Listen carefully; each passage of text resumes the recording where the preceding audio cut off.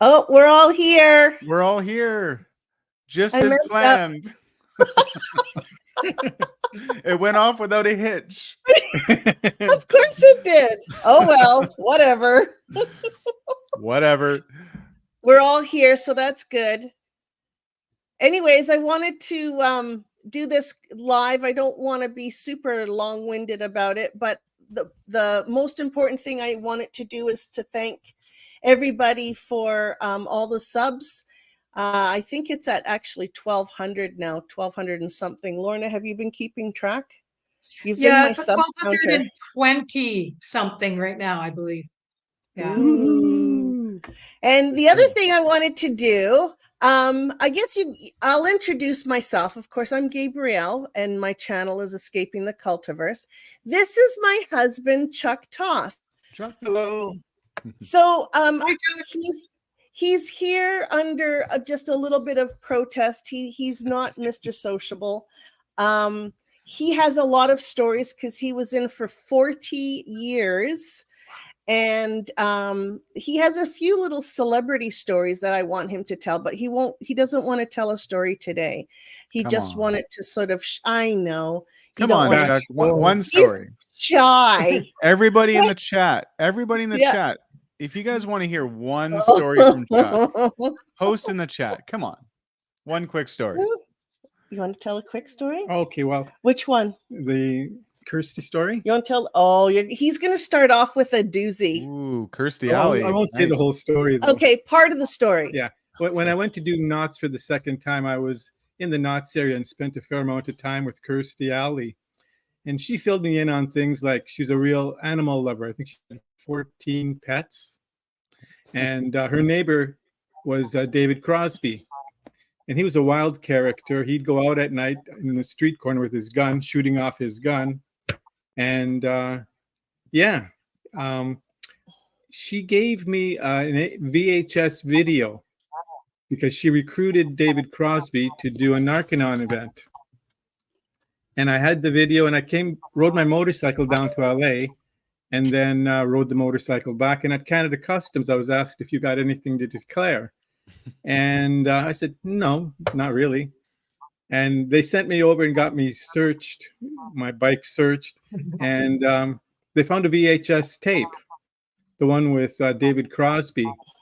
And he held it up. He said, you didn't declare this. I said, well, it's just a VHS tape. And he says, you declare it because I know that in Scientology, you have to pay for everything. You knew he was in Scientology. I guess you told him, right? I told him, yeah. He told him. I got it as a gift. And he didn't believe that because everything in Scientology costs money. So. And this was a long time ago, too, back, in the early 90s? It was about early 80s. Early 80s. And you were down there because why? Knots. Doing 9 knots. He was doing operating Thetan level 5. Was that the first, second, or third time you did it? That was the second time, I think it was, yeah. But wait, there's more. And he had to pay for it every time. Yeah. Is that where you started getting rid of all your body Thetans, Chuck? Yeah, I almost audited myself away, too. Well, you were pretty skinny back then, so that's what happened, right? That's right. Well, there you go. There's one story. That was just the teaser. Teaser. That's it. Teaser. The teaser. Yeah. Thank you, Chuck. I want to thank everybody for supporting this channel and Gabe, and she's put a lot of hard work into it. And I hope she carries on for quite a while with this. That's right. Yeah. Okay. You gonna go now? Well, I'm gonna sit here and watch. Oh, okay. He's just not gonna say anything. He's addicted. Just to mention, I don't know how many of you still recognize me, but I used to be the DecemSec in Vancouver Foundation. Hang on. We got to define what DecemSec is. We assume that people don't know all these terms. Okay. It means it's dissemination secretary, and it's the person in charge of like books and meters and registration and central files. So it was a whole area of its own. And I had 12 staff members in Division 2. Yeah. which was a record in Vancouver. I don't think they've ever reestablished that record. I have a question for you, Chuck. Yeah.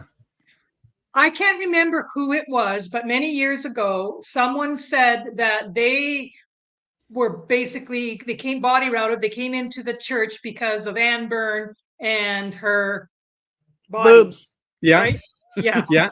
And there's a couple other girls. I've heard this from other people that the guys came in. That's why the girls are put out in front. And you're still a good-looking man, and you were, a strapping young person. Did you have women coming in just because you were the one routing them in? No, that wasn't my division. He wasn't in the public division. Oh, He right. was- Yes. Okay. Yeah. Yeah. But it's true about Ann Byrne. Yeah.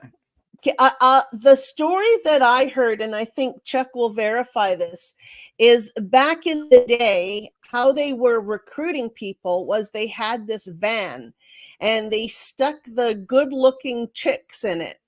Ann Byrne was one of them because she had the very large breasts and she was young and skinny. And there was a couple other. So they would actually drive through the streets and then open up the door and basically get guys, mostly guys, right? Yeah. To come into the van, and then they would take them down to the org To do a personality test. personality test. Where was the org then? 33rd and Main Street Thir- in Vancouver. Yeah. Hey, Gabe, Yes. share that screen there. This is a picture of Anne here. This is obviously a more recent picture, but as you can see, she's very well endowed, and so younger. This is her the husband, Peter Byrne, who we'd like to poke in the eye. Sorry, Poke in the eye. but He's a jerk. she definitely brought in a lot of men at that point when she was younger. Yeah. Oh, And great. she's still at the church. She's still working there after 40 some years.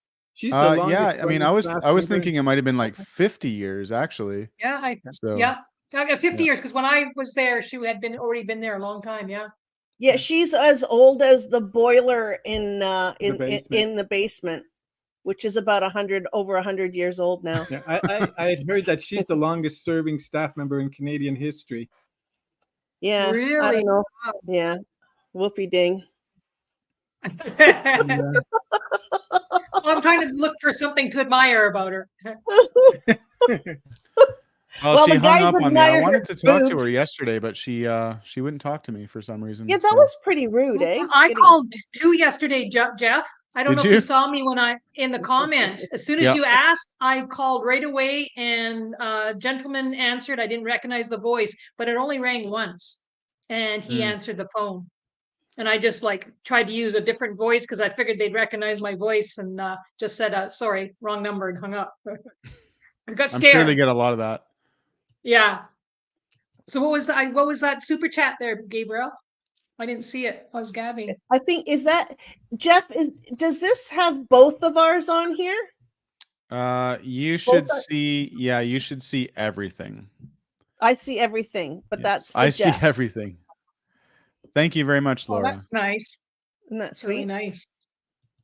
I love that picture she has of that girl. That's really pretty. Mhm. Mm-hmm. Yeah, anyways- Laura also gifted me a membership to Chris Shelton's channel, which was super Wow. nice. Oh, nice. Wow. Wow. Yeah. She gifted, I think, again after that, she gifted like 5 more memberships to about 5 other people. So that's really, Well, that's really cool. kind. That's cool. And I just wanted to check out who's here. I noticed somebody leaving Scientology. Somebody said Lorna. What's that mean? Oh, That's Louis- that that's was my Louis auditor Repetto. down at Asham. Yeah, that's Louis Repetto. Oh, Hi, there we Louis. go. Hi, Louis. Hi. Staff with him Thanks at for coming. we were That's we were so cool. on Asho Day together. What's that? I said we were on Asho Day staff together. Oh, right. Yeah, good old LA. I'm just looking here. There's lots of people saying congrats, and here's another one. That's from Marilyn Honig. Hi, Marilyn. Thanks, Marilyn. I love these. You get just so much love. Oh, here we go, Chuck. This'll entice you into doing more. Hmm, See, she wants us to do more. cool. Yeah, we can actually tell some stories. You know, there's I actually wanted to on my other channels or on my other live streams that I will be doing in the future. I'd like to actually talk about stuff that that happened after. There's a lot of stuff that happens after too that um, isn't much fun and but there's some fun as well. But yeah, it's like your life changes. Oh, here's another one. 1,220 now. 1220, eh? Woohoo. That's Oh, awesome. nice. That's awesome. You know, Gabe, that is a great. I think that's going to be a great live stream, but I think it'll be more than one because, like, for myself, like it's such a long process. I don't think people who haven't never been in a cult realize, like, you just don't shut the door and whang, we're no longer in a cult and you're just back to your old self. Like the No. healing process and the different stages that different people are at different times, and what occurs and what happens is just like myself, as I'm still going through it. I just, you would never know unless you went through it, right? And Yeah. and I think it would be very good because a lot of people don't realize that, you know, we're all at different stages. And so something that I may have done like 2 years ago, I go, oh my God, I can't believe I said or did that, right? Because we're at a different stage in the process, right? Mm-hmm. And I think that is very important for the whole community to realize that, you know, we're all, you know, been through something very traumatic, and everybody has that. Even a lot of the people, viewers that are watching, you know, with to do with families or different car accidents or different things, that it's all, you know, we're all on a journey, right? We're all, and we need to, as a society, we need to develop more compassion for everybody, I think, because we should be there to try and help everybody. And you, Jeff, trying to focus on the mental health aspect of Mhm. this journey is very, very vital and very important. And I, you know, hope more, you know, you get all the support you need to go on that, you know, to do what you're trying to do for everyone. Yeah. Well, And then I'm shopping is figuring it actually out. helpful too. Sorry, Sorry? what was that, Gabe? Shopping, buying things for yourself and making yourself. It's called retail therapy. I don't know if you guys ever heard of it. I Nobody's never ever heard heard it of that, Gabe. described like that. Yeah, so I'll tell you, it actually works very well. So we just recently did some retail therapy, and we went to a car dealership, and we actually bought ourselves a new car. Yeah, and it was just like it for me. It's therapy. But you know, there's a whole story that goes behind, just like the Scientological part of us was just like, oh my God, like, I mean, it was like $37,000. And you know, nowadays, like, to me, that's a lot of money. But nowadays, like, it's not a big deal. Everybody does it. But we were like, oh my God, this is like a huge decision for us. You Mhm. know, and this is like normal people actually do this all the time. But it was like, honestly, for us to actually pull the trigger on a car, it took us, how long have we been talking about it? Almost 3 years. 3 years it took us to actually buy a new car. You know, and you go through all, we're just talking about the journey stuff and the healing, but there you go through so much of this. Well, you know, maybe we don't deserve it, or we should save the money, and Put it towards OT7. not anymore. I bought myself a new car in, Yeah, yeah. right. Well, I bought myself a new car in 2019. Well, I actually bought one in my first brand new car ever in 2016, but it was too small for my book tours. So I bought another one in 2019. Still to this day, every time I get in that vehicle, I feel it gives me a feeling, right? Like, I hope you never lose the feeling you get from your new car every time you sit in it because I know exactly what you're saying because we are never allowed to, buy stuff. Like even Peter Byrne, Never where'd you get splurge. that new purse from? Pardon? Yeah, you can never splurge. Well, you're always donating. This is Yeah. the difference between like the Sea Org, and then Sea Org staff members, and then regular guys, like us, that were never. Well, actually, you guys were both sort of in the Sea Org. So, but you get out and you try and you're still a public basically, and you're still paying. You're constantly dishing out money for this thing or that thing, an ideal org or the or another event to fundraise for something. I mean, we would be really rich if we wouldn't have donated so much because we work so hard. He worked. How many? What was you pay? He picked the longest shift. He drove a bus in downtown Vancouver, which is really scary. And he would pick the longest shifts, and he was which meant he was driving like what time did you start your shift at, like 6 or 5 or 6 o'clock, and he wouldn't come home till 2 or 3 in the morning, and I was working full time during the day and then going into the org and being a staff member in the evening, and I was doing that 7 days a week. So that's all we did was basically work and pay money, unfortunately. And book one audit. Yeah, that's later or earlier. Anyways, What it did you was say? it was very busy. Go I ahead. didn't hear what you said, Chuck. What did you say? Oh, he was talking about Dynetics auditing. I'd run from my Oh. job down to the org to book one audit somebody and then rush home, get a little sleep, rush back to work. Yeah, it was pretty hectic.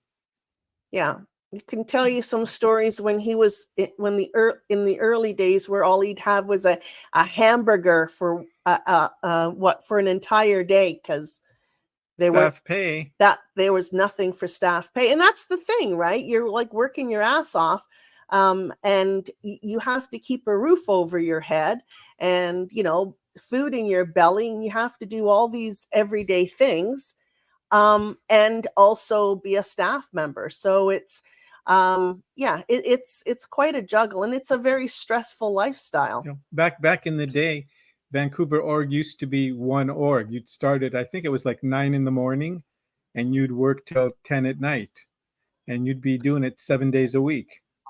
So Yeah. you didn't get a chance to get another job or do much of anything. You're lucky if you got your laundry done. Right. So yeah. So they would have, roommates and all sorts of things. It was just, it was kind of like the Sea Org, but Yeah. without getting your birthing paid for and stuff. Without the ship. Yeah. Anyways. Yeah.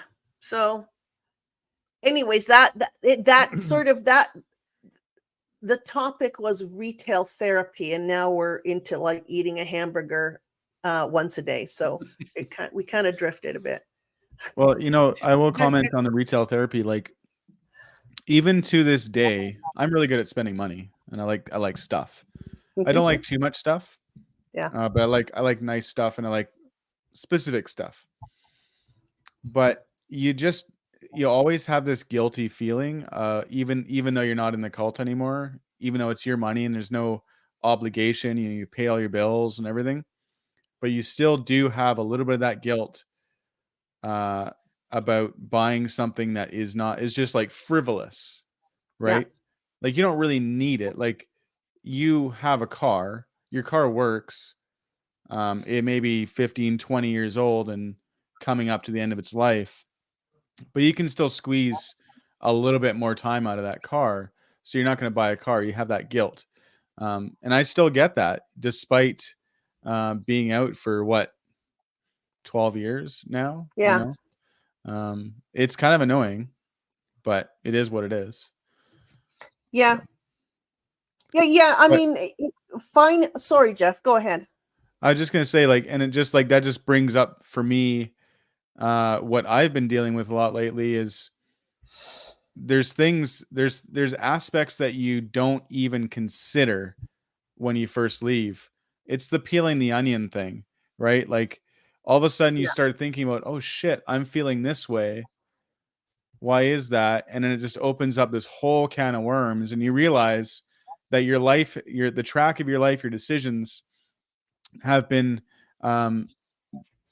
guided by something you didn't even know was guiding you, right? Yeah. Like it's just these insidious worms in your brain that like make you think a certain way that has been put in there by Scientology. You don't even know it. And maybe even not in Scientology, but like a narcissistic relationship or another religion or cult or high control group or whatever you want to put in there as the group.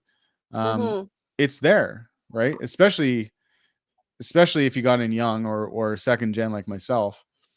I've just always thought a certain way, and now every decision I have to second guess it and think, is that me? Is that really what I want? So Mhm.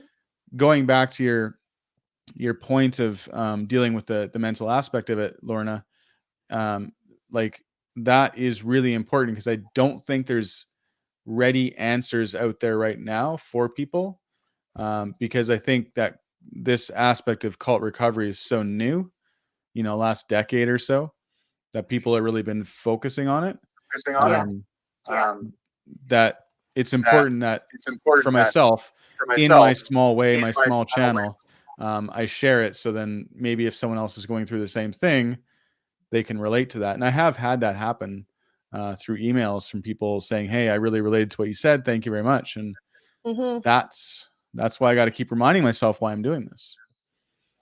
Yeah. Yeah, Yeah. I totally understand, Jeff.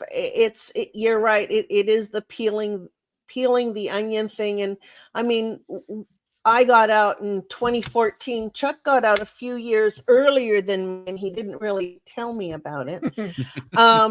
Chuck. But isn't that gross? Just that alone. Like, he was afraid to tell me that he didn't want to be in Scientology anymore. He was like afraid that I'd leave him. Yeah. Like, Well, not so much the upset that would be caused, yeah. turmoil. Yeah. I mean, it would have been like nuclear, right?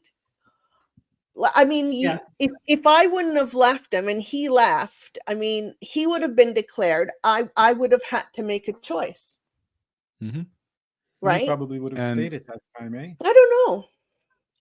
It's hard to say if I would have, because I was pretty much at a point where it was like I felt really, really trapped. Like I didn't have a solution for how I was feeling and what was happening. And I mean, I'm a very solution oriented person. I have to have a solution. I was in a position or positions where I had to find solutions for every problem, because there's always problems in the church, always. Mhm. Scientology is just because it doesn't work. So you're always having to adapt and think of a solution on how to make it go right. So I mean, I was honestly trapped, and that's where you have the those thoughts of maybe driving the car into a wall, and because it was a solution. I mean, as crazy as that sounds, I'm driving down highway number 1 on my way home, because I lived in Surrey at the time, and I'm driving from Vancouver, and I'm so like, this is the mindset, right? I'm so trapped. I felt so trapped without a solution. That's what I thought of. Yeah. Anyways, And that's like, kind of a I mean, topically yesterday, the situation with my dad, obviously I've had time to reflect on it over the last day. And Oops. I really realized that even though I had started this channel, I was still in this constant state of fear of him finding out. Like the last decade or so, when I was, or even prior to that, even when I was always afraid that someone would find out that I was looking at stuff on the internet, and watching videos and so forth. I mean, I even did it when I was at the CLO. when I still had my phone. I was laying in my bunk at night looking at anti-Scientology stuff. You bad man. I know, I'm terrible. And like I really realized today that up until the point where he said he wasn't going to talk to me anymore, I still had this fear he was going to find out. But now Wow. I'm just like, there's no one else in the world, not one person in the world now that I care or has any control over my decision to watch or look at things like, or talk Right. about Scientology or anything. There was still that one person, and that was my dad. It sucks that he went that way. I knew it was going to happen. Like, that's why it wasn't a shock, right? It was still Yeah. maddening. But Well, it's still horrible. it is, it's shitty. I hate to be flippant about it, but it's just like, it is what it is. Like, they say that it doesn't exist, the whole disconnection thing, but it's like one of the first responses. Yeah. There is no lie. handle anymore, right? Like, it's No. just like, Yeah. oh, just disconnect, just get rid of them, you know? Yeah. Like, I mean, but they yeah, it's wouldn't like, even take your call. no, I tried to call Anne, and Osa, if you're watching, call Yeah. me. Anne's Yeah. got my phone number now, so feel free to give me Well, a call. I'll pick it up. I'll talk to you. I mean, Jeff, that whole procedure that occurred, like what was the evidence? What did your dad, all he said to you was that, oh, you made some videos. I Well, made some videos. Disgusting. Don't ever talk to me again. yeah. What were they? Porn videos? You know, Well, how does he'd know? probably be okay with that. Oh, dear. Yeah, it's But- just but it is what it is, and that's Scientology. So I'm it's just very fired up unfortunate. now, and I talked to you, Gabe, about a few things that I've got in the works that is just going to make them wish they had just talked to me. Yeah. It Because- fuels my anger. It fuels my my passion to seek justice. I've always, it's like so many things, like, you know, when Doug Kramer passed away, that really fueled me, because he never had the chance to see his mom after they disconnected from him. And you know, that's it's this disconnection stuff that really gets me, because I mean, when it happens to you, anyways, I'm going to talk more in depth about that stuff, because it rips you apart. It's complete betrayal. Yeah. And I mean, it's betrayal after betrayal in Scientology, right? So, anyways, I mean, personally, I think that disconnection is the worst part of the cult. Yeah. From a like psychological standpoint, because it's not just the act of disconnection, it's the fear of disconnection that is always there. What are your thoughts on that, Lorna? Oh, I absolutely agree with you. Is like, because when I left, instantly, because especially most Scientologists, you're not supposed to even have friends outside of the church, right? Yeah. You're supposed to try and get everybody in, and most people get their families in. And so then you go to the Scientology chiropractor because you want to help support them, and you go, you know, the doctors, everything you do is all related to Scientologists. So then when you leave the church, you lose all your friends that you've had. Like for me, it was nearly 30 years, all your friends couldn't go to the same chiropractor, couldn't go to the same doctor. Like it just shatters you in so many more ways than, you know, people can even comprehend, because it's like being all of a sudden dropped on a different planet, right? Mhm. Like and it's so horrible, you know. Like I fortunately didn't have family in, and so Yeah. I didn't have to suffer in that respect like you guys would have. So it was a bit different for me in that respect. But friends, losing Yeah. friends. well, like losing friends, because friends are everything for certain people, right? They're more important to me than most family, because, you know, and it's something that you can't really ever recover from, I don't think, because it's like what you said, it's a huge, huge betrayal. And something alluding back to what you had said earlier, Jeff, about I can't remember the exact point of it, but when I first left and then I was looking at different channels or meeting people, there's certain people that left the church in the 70s and 80s. They're still upset about certain things. So they like the mental health aspect, I think you mentioned was maybe the last 25 years. These people didn't have things when they left. So That's right.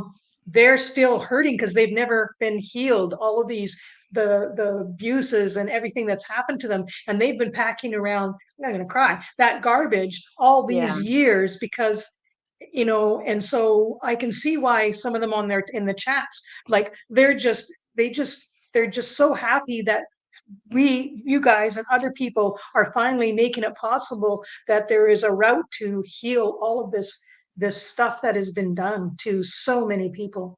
Yeah. And yeah, does that answer your question? Absolutely. Perfect. Yeah, but yeah, Anyway. no. And for me, because it's a tough road. It's definitely a tough road to go down. And just to your point, Lorna, yeah, there is so much more information out there now with the internet, and with all the people starting YouTube channels and more information coming out. There's way more now than there was when I got out. But there wasn't, like, when I got into Scientology, I had never even heard of it. I didn't even know what it was. I hadn't either. So I'm just like, wow, this answers all the questions I've been looking for, and just like bang, jump right in. Yeah. Yeah. So you're going in blind. And I mean, I was in my early 20s, so you're just starting out as somewhat of an adult, just trying to find your way in life, right? And you still haven't formed all your opinions and things like that. I mean, you have some foundation from your upbringing, but it's I mean, I actually come from a very authoritarian family. My background is Hungarian. There it's like, you get smacked around. It's pretty common, right? That's what discipline is, right? A smack upside the head. Or go kneel in the corner. Oh my God, his dad was worse than mine. But so it is. I mean, I think both Chuck and I actually had a somewhat abusive upbringing. So there wasn't as much maybe shock. Actually, it was more like discipline, like pretty harsh discipline. So actually being in Scientology, which is like a whatever pseudo military kind of thing, it wasn't that far off for us. We were kind of used to the authoritarian. We never liked it. I never liked it, but it was kind of like when you grow up with it, you know what to expect, kind of thing, right? Yeah. So, but anyways, I'm going off topic here. Is there really a topic? I was just going to say, what is the topic? We're talking about disconnection and stuff. Yeah. No, we're long gone. We're way off of that topic. Try and keep up, Chuck. Come on, Chuck.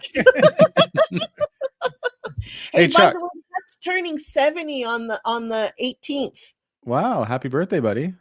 He doesn't look 70, does he? No. You know what? To celebrate your birthday, let's hear another story. I gotta think. I'll have to think of one. All right, you think of one. Let us know when you're ready. Oh, I have a question.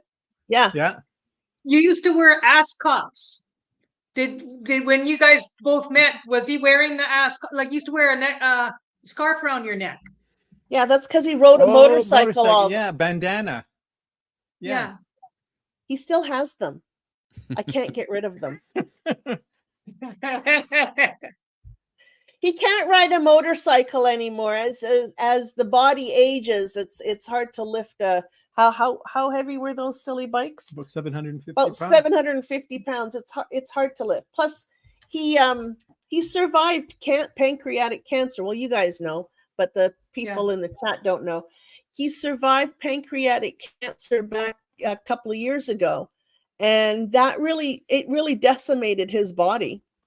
So he's still sort of trying to strengthen himself and stuff like that. So, anyways, I use a pedal 3-wheel tricycle now. yeah, those things are like one of those spiders, those motorcycle. They're called spiders. They're the 3-wheel ones. Ah, Yeah. Yeah. Hey, They're Chuck, very- did you know that my dad got back into motorcycling as well? I had heard that from another friend. Yes, they hung Yeah. out together and went for a few rides. I think, yeah, Was that I Tim? did hear that. Yeah, Tim. Yeah, he used to ride with Tim a lot. Yeah, he's got like this big Harley. And years ago, when I was still working for him, he showed up to a job site, and I met him on the street, and he just pulled up and like almost instantly dropped his bike on his leg. Oh, And luckily I was there because like it's like a not a Fat Boy, I think a Softail, you know, Okay. a big bike. Yeah. Full huge V twin. And yeah, it like was on his leg, and I actually had to lift it off of him. And to this day, Ooh. I mean, obviously he's going through his cancer treatment right now, but up until the summer, he was still riding, and he is Wow. not a strong individual. So I have Mhm. no that's idea how he dangerous. manages to lift them. That's Wow. dangerous. Yeah, I miss my Goldwing a lot. Well, he had the big touring bike, right? Yeah, which is probably a bit heavier than my dad's Harley. Yeah, it was I fun. think It was his is probably about 600 pounds. wow. It's still pretty Mhm. heavy. right? Yeah, Yeah. but Harley's, I don't know. I think I used to have a Harley. really. Yeah. I remember riding on the back of a Harley when I was a teenager. This is prior to Scientology, and when I was a wild child, and some guy had a Harley, and I rode on the back of it, and the seat was about this big. My butt wasn't as Your big butt. as it is now, but it was it was still a very small seat. But it was so loud. It's like your whole head shook inside. I'm sure there was like some sort of brain damage or something done at that point. Maybe that's what happened and why I got into Scientology. I don't know. I think that happens before you get Harleys. You get the brain damage and you Oh. get a Harley. Oh. Just kidding. Don't blast me in the comments, people. But that was actually the some highlights of when we met. It was like getting on the motorcycle and going out on a little adventure somewhere, and it was you just sort of felt like a normal person. Yeah. Gorney and I used to go for drives in his car, like into Central Park or along, the Stanley Park, just to have some normalization. Mm-hmm. So Yeah. I know what you mean. Yeah, just doing something and you can just forget about what's really going on. And yeah, Stanley Park's a great place. I love Stanley Park. Yeah, it's beautiful there. We still we miss BC, Yeah. but we're here, Ontario. And Vancouver, it's just so much nicer of a city, in my opinion. Anyways, I don't want to talk about that. Okay, we won't talk Okay. about Vancouver. So which town do you live in, Jeff? I'm in Surrey. You're in Surrey. Okay. Like not the gross part of Surrey. South Surrey. If I could live anywhere, it'd be on the island somewhere, probably up in the Comox Valley, somewhere Mm. smaller. I don't like people, like groups of people and a lot of people at once. I like individuals, but I don't like a lot of people. So Yeah. our Jeff, area you has would gotten like so it here. busy. We've been here for like 10 years now. Yeah. And it's gotten so busy, and they're Mhm. not putting the correct infrastructure in for all the townhouse complexes that are going in. And luckily there's no high rises or anything. I think there's Yet. no zoning for that kind of thing. But Yeah. man, You're is probably- it busy. You're At probably not 3 close to o'clock, a like school SkyTrain. pickup time, the Yeah. main street, it's like it's at the top of a hill. You can see like probably 6 or 7 blocks away, gridlock. just solid. It's actually one of the reasons why we moved when we were in Surrey. We were right in central Surrey in a Yeah. high rise, and we were like 10-minute walk from the SkyTrain. So, and we lived there for almost 25-ish Oh, years, yeah. 20 years. And by the time we left, there was like high rises popping up everywhere, because that's what they do. They make the areas very high density that are around that SkyTrain. So I was very happy to get out of that area, because one of the reasons too is when it's just, I don't know what it is. It was my stress level.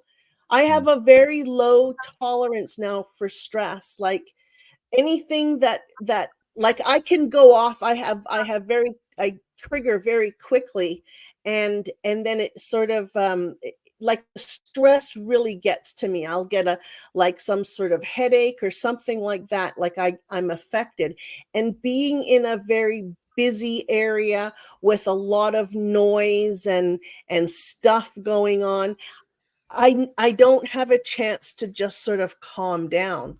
Yeah. So moving out to Chilliwack was very good for us because it wasn't as busy. But I tell you, we were only there for 3 years, and it was growing like crazy. Yeah. Well, I mean, no So, one can afford to live in Vancouver itself, and yeah, I wouldn't want to Chilliwack, anymore. for anyone who isn't familiar with the geography of the area, it's a straight shot along the highway into Vancouver. So you drive an hour and a half every day to get to work, or I guess there and back, so 3 hours every day, but you can afford to live in a place. Yeah, I mean, the org was in Vancouver, and I was driving to Surrey like 7 days from there to Surrey every day, Mhm. and commuting, like that seriously sucked. And again, it's more stress, right? Go ahead, Yeah. Lorna. You have your I hand just up. was going to add on to, yeah, I know, I got my hand up. Yeah.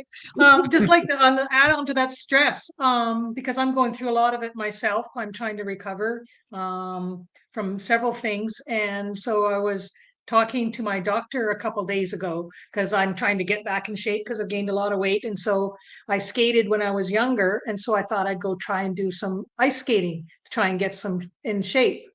But I haven't skated in a long time, so I was actually terrified, and that was part. And the doctor says was part of the stress. Your nervous system is overreacting because you've had to cope with certain things so long.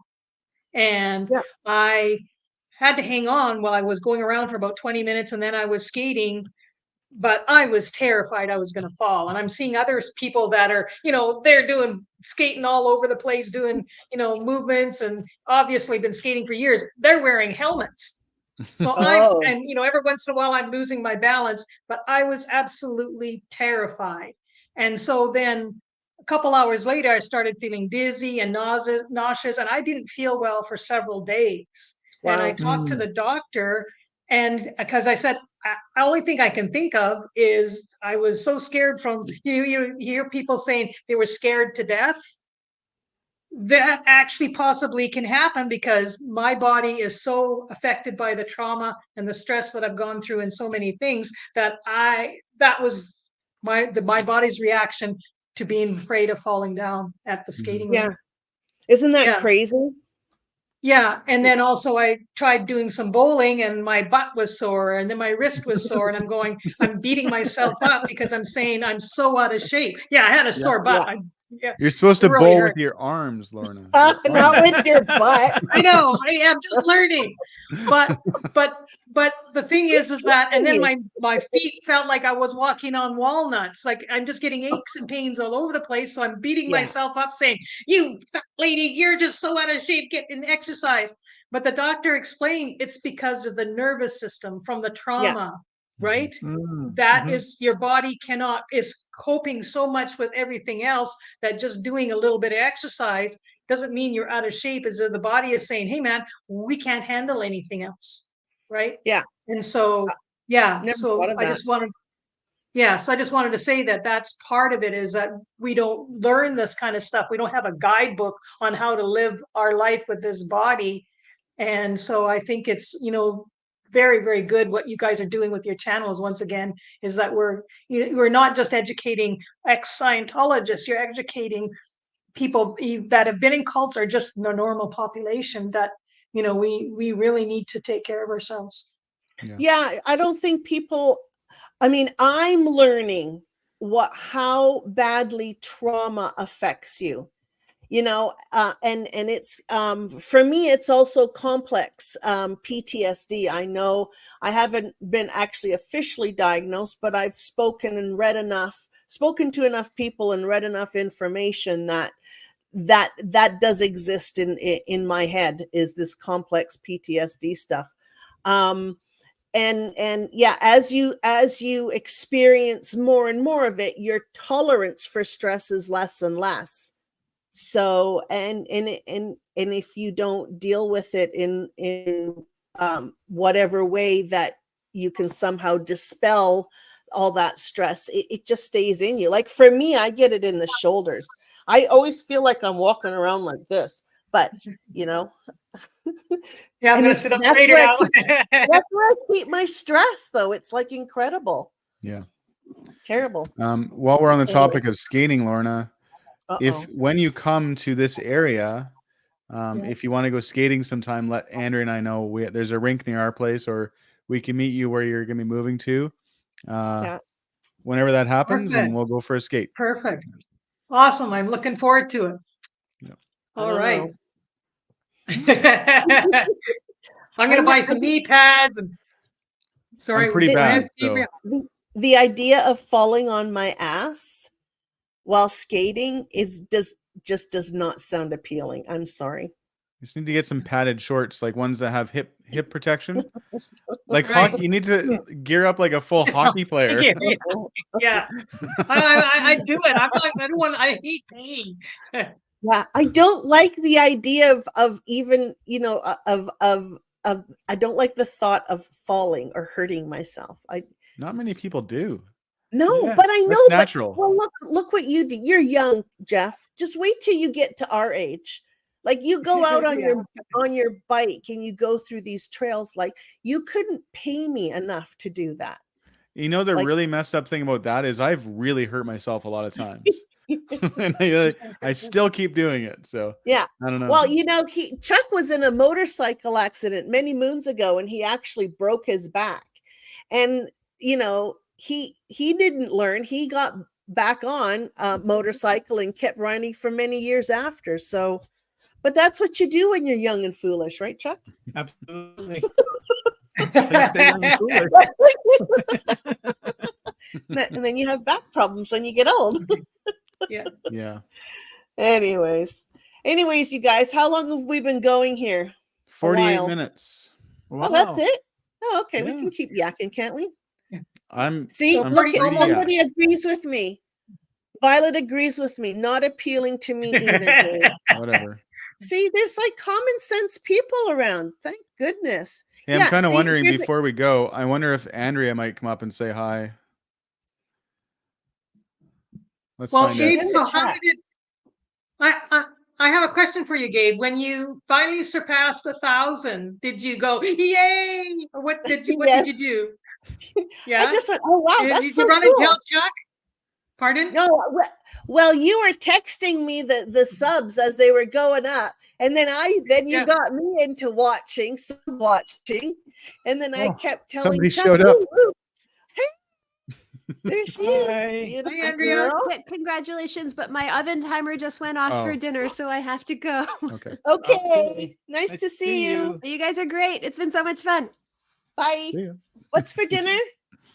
I actually don't know. I already ate. Oh. So I already ate too. I made chicken schnitzel.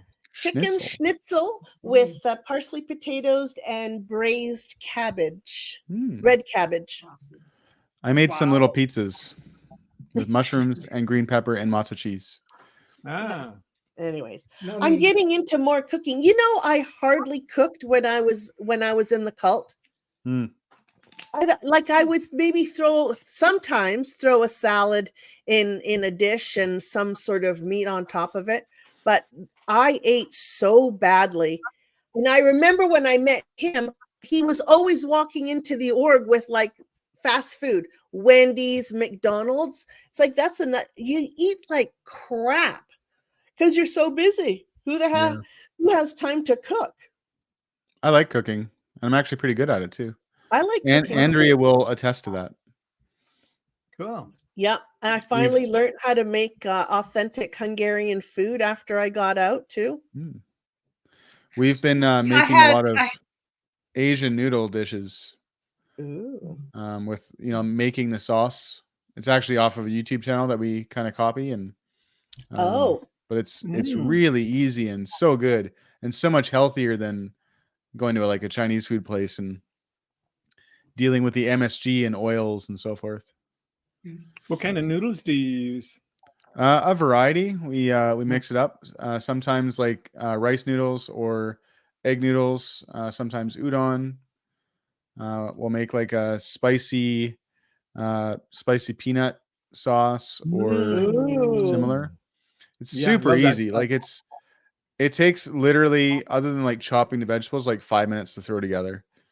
Wow. So somebody's asking, Dawn on me is asking, what's your favorite dish, Jeff? Well, see, that depends on whether I'm making it or someone else is making it.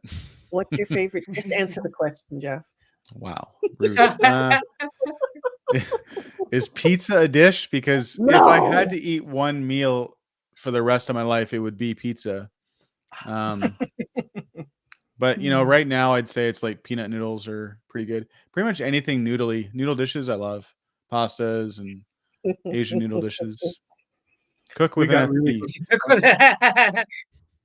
really got hooked on Thai food in Chilliwack. Yeah. That's deadly for me because I like it spicy. And my stomach does not like me liking it spicy. So yeah. Yes, Lorna. I do love pad thai and so forth. Ooh, yeah. I've had a question since the very beginning, and I didn't want to ask it then, but I'm going to ask it now. So, what's your next target? Right, you've hit 1,000. So, do you have a next target? Don't do that to me. Oh, I'm stressing me out. Oh, that's why I didn't ask you. Sorry. So can I answer that before you answer it, Gabe? Yeah, okay, go for it. Because I was in that same boat not long ago when I started my channel. I was all like, get to the next target, There's two things that popped into my mind. This is my Scientology personality coming out. Because I always had to have another target. And so I realized I couldn't think like that. And I've been kind of like, I'm just under 4,000 subscribers, and it's been like, it's been there. I went in this like huge meteoric rise, and and it's just been like meh. It's been going up a little bit, especially every time I remind people to check their subs, because YouTube is unsubscribing people randomly for some reason. Every time I mention that, I get more subs, but I realize it doesn't matter to me. Like it just doesn't matter about getting to that next target. All I want to focus on, I think for me anyways, important is the content, getting the message out. If I get lots of subs, great. I love the people who are already my subscribers. Like I can't even tell you that. I mean, you've gotten it too, but the amount of support that I get from this community is phenomenal. Yeah. And if I never got one more subscriber, I'd be perfectly happy. Obviously I want my message to get out there, but I'm so happy with where I'm at. I do kind of feel like, and let's take it to the whole other end of the spectrum. Let's say Aaron's channel with 200 and whatever thousand subscribers he's at now. Yeah. I couldn't imagine the noise, that must generate, because he doesn't just get like regular Neverins or SPTV people. He gets, other people as well who maybe don't have the same viewpoint or goals with SPTV. I'm sure he's got to deal with all kinds of garbage from some people. And I don't think I'd ever want that. Like I've never wanted to No. be famous. I much rather just like be low key and do my thing, right? But Mm. that's my viewpoint on it. Yes. You know, what about I you? don't know Do you about fame. want to? You know, I could handle the money that comes with fame and stuff. That would be fun. That's true. That's true. He does make. I'm sure he does make a lot of money off of his videos, but it's a lot of work. Like It is. And I don't, you know what? I'm too old to really want to work that hard now. I just want my work to be meaningful now. You know, for like 25 or however long I was in the cult, I thought I was doing meaningful work, mhm. you know, and getting out and then realizing that, you know, it was all bullshit. Yeah, it was a big letdown, right? And Yeah. then so and it's one of the reasons I do this, because it gives some meaning to my life, and I get to talk about what happened to me, because it was you know, it wasn't fun, and I did it for a long time. It was half of my life was spent in it, and I just hope that other people will also sort of get the message, or you know, somehow something clicks for them, and you know, they'll have a realization, or something like that, and they will feel better about themselves or about their life or something like that. Somehow touching people, you know, to just to help. That's what I really like to do. Yeah. And laugh. I love laughing, and I love cracking jokes, and I do like to be quite lighthearted, but then there's also the serious part of it, because because Scientology really does destroy families and lives and all that kind of stuff. But I like to sprinkle in some laughter and some joy and silliness as well. And I love hearing you laugh, Gabe. I know. Oh, it's terrible. Me It's too. it's actually it's not a laugh. It's called a cackle. Just so you guys that'd be know, about right. It's Well, called a cackle. I'm sorry, Gabe, but Cackling Gabe. witches, if you witches cackle, right? If you hear it, Well, whatever. I could don't know do if it. it's a witch's cackle, but A witch's cackle. Is that something? That sounds like something, Yeah. doesn't it? so- Maybe it's in a poem or something. There you it's very go. boisterous. Yes. Here, Jeff. Yes. Andre is my mod. You know, I've been really lucky. I've had one person in my chats that I've had to kind of ask not to come back. Really? And this is like early on, maybe like 2 months ago.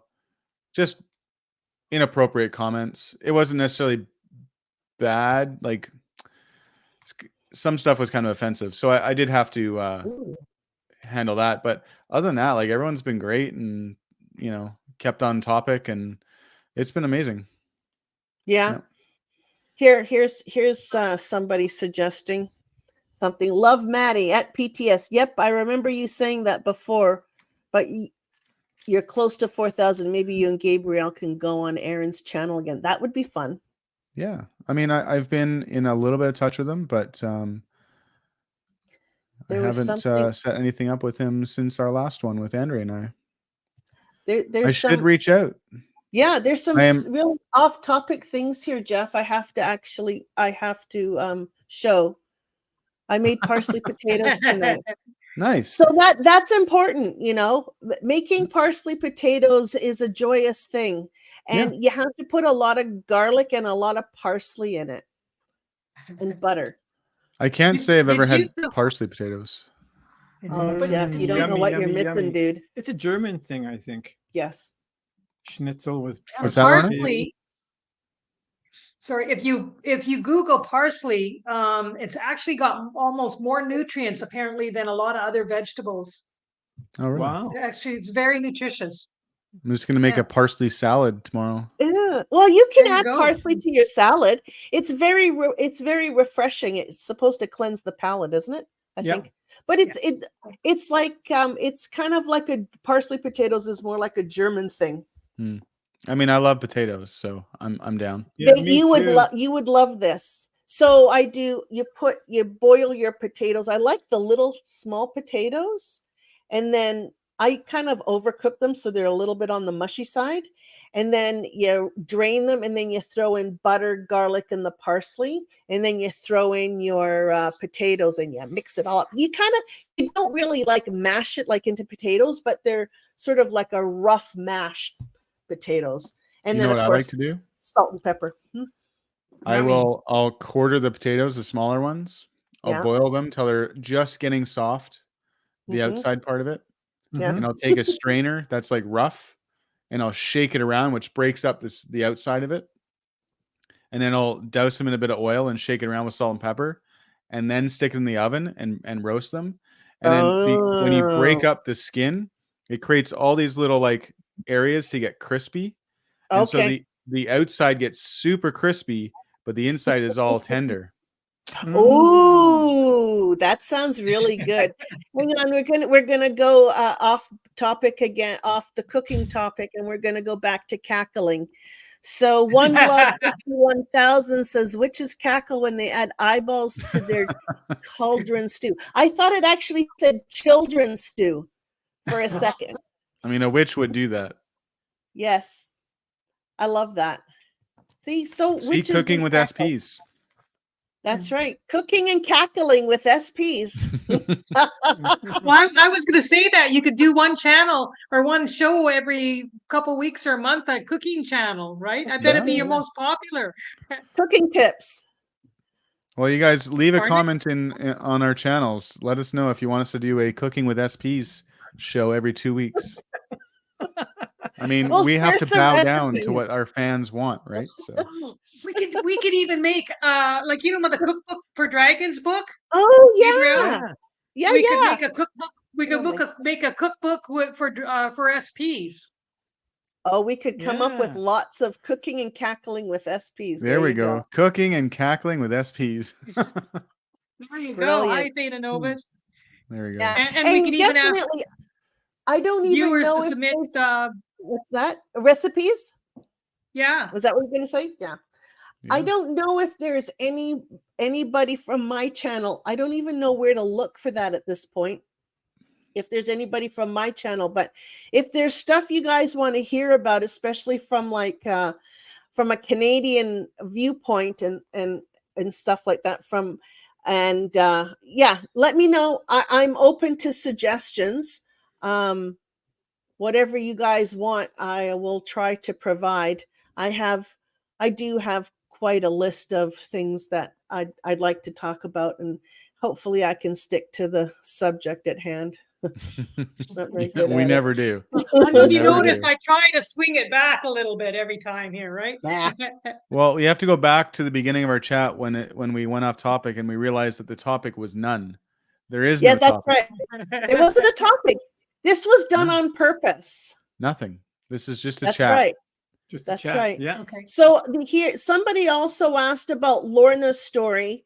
Lorna, I interviewed Lorna on my channel, and we did two Twice. interviews, right? Twice, yeah. yeah. So if you want to see, or see and hear what happened with Lorna and all that good stuff and bad stuff, go check out my video on that. The 2 videos. Can I go off topic?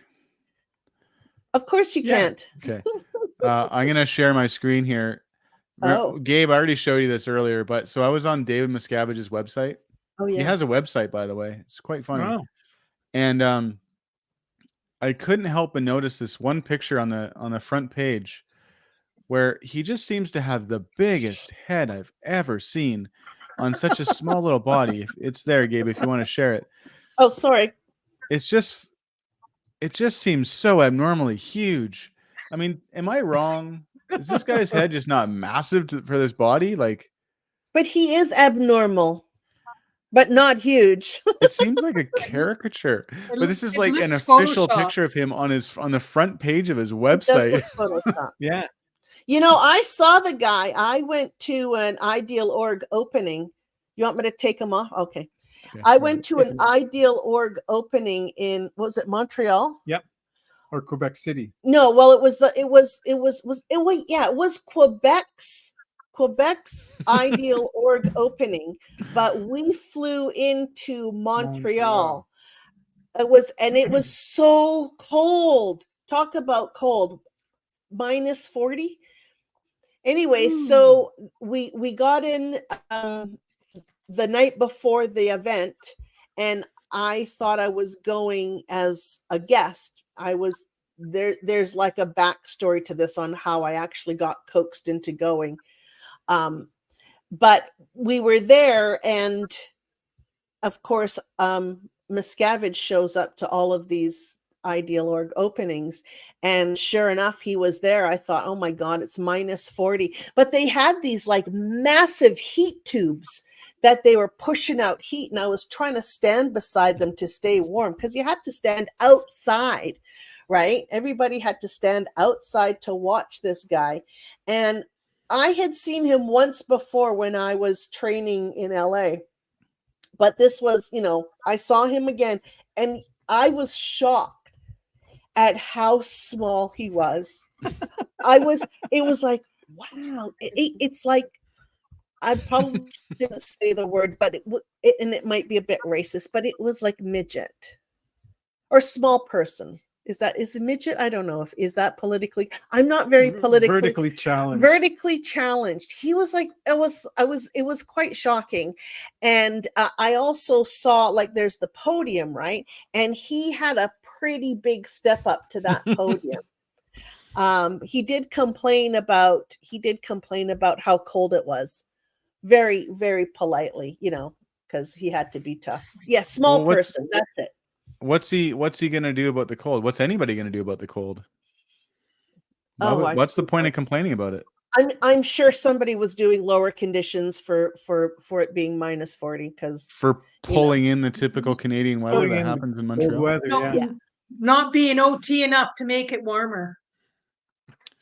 I mean, if we want to talk about not being OT enough, I mean, what about all these OTs that can't seem to handle their own body issues and yeah. Just that's doesn't a whole exist. other topic. Yeah, so I mean, it was really bad. So I like I said, I thought I went there as like a guest, and to watch this, iconic moment in Scientology history, and I ended up having to like work. Like I wasn't, it was just, it really sucked. They do surveys all the time. I don't know what it is about Scientology and their frickin' surveys. They always, and then you have to ask people questions. So you have to walk around, talk to people while you're freezing cold. My hands like shivering, and then you have to like figure out what tone level they're at, so that takes like a little bit of thinking through. But it was just such a miserable experience, and it wasn't supposed to be. It's like this was something I thought, oh, wow, it's a trip to Montreal and Quebec. I've never seen the place before. Maybe I'll get to do, a little bit of touristy stuff. No, had to be out there in minus frickin' 40, and I was not dressed for it because, of course, I'm from BC. And I mean, I did have thermal socks on, so that was the only thing. But I was frozen stiff, and then I had to stand out there forever. Anyways, that's my bitch session about the Ideal Org opening. No case on post, Gabe. It was horrible. It was a beautiful building, though. Yeah, they all. Well, it's funny because they're beautiful, but they're empty. Yeah. And I haven't been watching too much of it, but I caught a few segments of Aaron live outside Flag. Those buildings, that whole area, wow, it's nice. I'd never I've seen pictures and everything, but because you got that view of what it's really like on the street in high def, it's so nice. It's beautiful. And I just think like all these people, all this slave labor happening there on these beautiful buildings, where if they just didn't even build one of the buildings and they just paid people enough money to survive off of, it'd be so easy for them. But it makes me angry to see that kind of stuff, right? Yeah. But then the Ideal Orgs are completely empty. So and the maintenance of it, how expensive it is to maintain commercial buildings. Well, except if you have slave labor, it's a lot cheaper. Yeah, exactly. Yeah, and But, tax like, exempt money. right.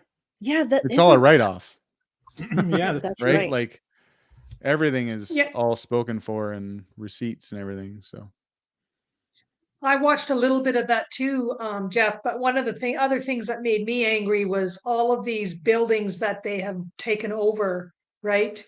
And they're empty. And so these other businesses that are trying to survive, they can't because there's nobody there. Yeah, tax-free and slave labor. But that was very upsetting to see all these, this beautiful place, and they're all empty. So because Scientology doesn't want other people down there, right? yeah, well, there's security threats. Yeah. They Yeah. might make noise and disturb some sessions or whatever. Dev T, the Sea Org members.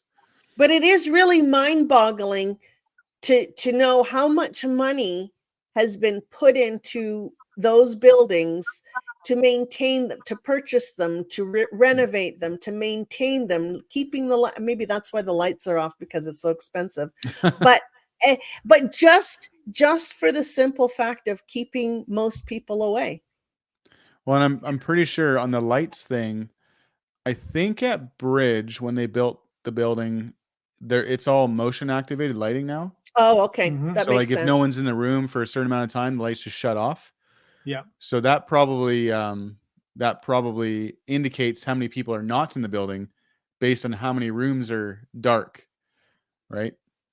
No, Scientology is not tax exempt in Canada. It is not a recognized religion.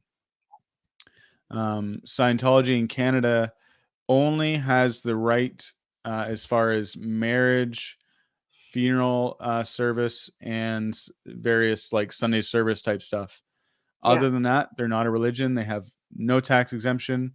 It's not the same as like in the States. If a Scientologist buys a service, they can claim it on their taxes as a write-off or tax exempt donation. Not the case in Canada, which is why why there's not a lot going on in Canada, because no one wants to not take advantage of the tax exempt nature of it.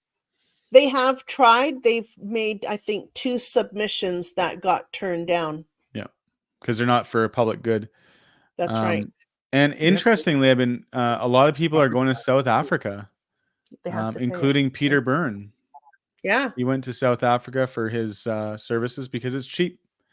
I was speaking with another person today about it, and yeah, I think it was his dad went down to South Africa from a very far away country, and yeah, it's just cheap.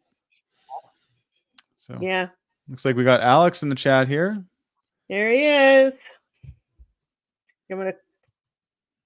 There he is. Thank you, Alex. We love you too, buddy. Yeah. Hi, Alex. Anyways, Yeah. any other questions people have? Hey, there's 2 starred. Why did we star those? Oh, didn't I star answered anything. them. I did. It was that one, so I already addressed that. Yeah. To I go don't have onto the my- power to star, Gabe. You never gave it to me. Oh, sorry. And then I think we covered this one too, didn't we? That lovely super chat Yeah. you got. Thank you. Marvelous. Again, if So you're I still guess here, I've- Laura. Is she? Very, very kind. Yeah. What was I going to say? There you go. Whatever. Hey, Alex, I'm glad you shaved your face a little bit. Looks a lot better, buddy. It's looking like some Before we Alaskan sign off, dude. yeah. Go ahead, Also, Lauren. Alex, I like the fact that Alex cut his beard off too. Oh, there we go. Yeah, There we go. yeah. Thank you, Alex, for doing that. Before we do sign off, I would like to thank both you, Gabrielle, and you, Jeff, for having your channels. Oh, Because yeah, especially you're the only 2 channels in Canada, and I think that what you're doing is awesome, and if anything I can ever do to help you guys, let me know. But I know what you're doing is not easy, especially when you've made yourself, especially if you've gone through a trauma. We have our good days and we have our bad days, and to commit yourself to doing something when you are going through something like all of us are going through is not an easy thing to do. And so I really appreciate you guys doing what you're doing, and all the best in your adventures. And I'm going to celebrate with you when you have milestones. Let me come and help you. And I'm looking Yeah, forward sure. to seeing what you guys are doing. Yeah, Sounds good. So absolutely. thank you. We'll have, Thank you. Well, For we having we'll me have appreciate you you too, on. on Lorna. again, Lorna. Thank you. Definitely. And I'll come back too. Yeah, see, people are asking Yay. for stories. People want stories. Yeah. So People Chuck, want stories. you did dodge that last story request. You said, "Let me think about it," and then we went off topic. So I want to give you the opportunity now to You have a story? quickly Oh, pop out a story for everyone. okay, well, quick Which one? I was the reg at Vancouver Org, and I didn't want to be the registrar because you're always asking for money, but I was forced to do the course, Big League Big League Sales, a course that I hated it. Yep. And anyways, 1 week the revenue was down, and it's like, Chuck, you got to get the revenue up. You got to get the revenue up, and it's like, well, I'm trying. And I was told I had to stay as long as it took to get the GI or revenue up. And I was there till 1:30 in the morning calling people, begging them to put some money on their accounts or buy something. And some of the comments I got from these people I couldn't repeat here, but that's the extent that they will go to. There's somebody there watching me, pounding on the table. Come on, next call. Who are you going to call? And it just wasn't right, you know. Yeah. But there I was, 1:30 in the morning, calling people. Now that's a story. Who is your product officer doing that? I think it was Bob Nelson. Okay. Not familiar with who that is, but Yeah, he like Chuck's era on staff was like, what was it, 1975 to Okay. what, 82. 82. So that's actually something I really would like to address as well. That's another really good topic. There's a big difference in Scientology from before Miscavige era and after Miscavige era. I mean, Yeah. it's all really messed up. Like as a whole, Scientology is really messed up, but it progressively got worse, and the tortures and trauma and abuses and corruption, it got worse with Miscavige taking over. But there was, like, I think Aaron addressed it when I was on with him. They called it the glory days of Scientology, which is I don't know about glory days, but it was very different. Like in the early days, there wasn't so much discipline, and there wasn't so much abuse, or as much abuse. There was still really nasty shit that happened, but there was a lot more camaraderie. Yeah. And I mean, looking back on it, those days were fun. I mean, we had a good time. And it just progressively got worse and worse, and the demands got stronger and stronger. But it really did change a lot.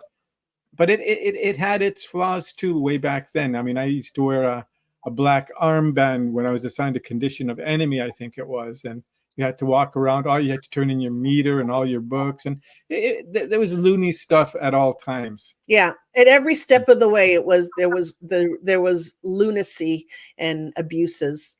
But we'll get into that at another time. We'll get into more of the lunacy in another time. It's all right. very interesting. So. It is, isn't it? Yeah. But it's good to. I would like to give a perspective from also the mindset on what you're thinking, how you're feeling, what's going on in somebody's life as you're going through all of this stuff, right? And it's a little bit different than being in the Sea Org, but it's still trauma for the most part. But yeah. Anyways, I don't really want to leave it on that note, but I guess Hmm. So we'll talk We about something. we can all nice. sit here and think with me, everyone, just how big David Miscavige's head is compared to his body. Melon head.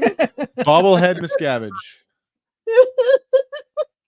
Well, I think a product that would sell better would be a one of those those punching bags with the David Miscavige Oh, yeah. punching bag. Yes.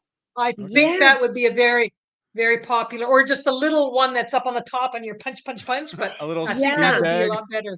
Yeah, Yeah. speed bag with his face on. But you know, there's also that one game that you play at like fairs and stuff where it's Yeah. like the Whack-a-mole. gopher pops up where you Whack- Whack-a-mole? the whack-a-mole. Whack-a-mole. That's it. It would be Whack-a-Dave. Wacky-Dave. Wacky-Dave, I love it. I love That's it a great name right there, Wackadave. Whack-a-Dave. Whack-a-Dave. Okay, kids, we're gonna Okay, get out of guys. here. Okay. Have a good chat. one. Yeah, And nice thanks, seeing you guys. thanks all you guys for watching. Really appreciate it. Yeah, much love from Canada. Bye Yeah, bye. congrats. Good Bye, night. Lorna. Bye. Bye, Chuck. Bye, Gabe. Bye, Jeff. Bye, Lorna. Bye, Alex. Bye,